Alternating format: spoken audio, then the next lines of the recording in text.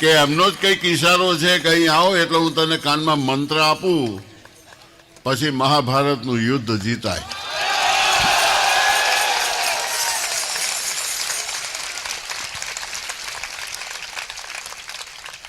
તમે તાળી પાડવાનું ઓછું રાખો.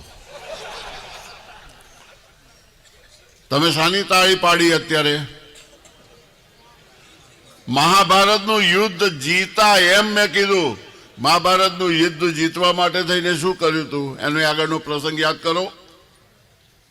દ્વારકાપુરીની અંદર બંને પક્ષો આવ્યા. દ્વારકાપુરીમાં બંને પક્ષો આવ્યા, એક પાંડવો અને એક કૌરવો.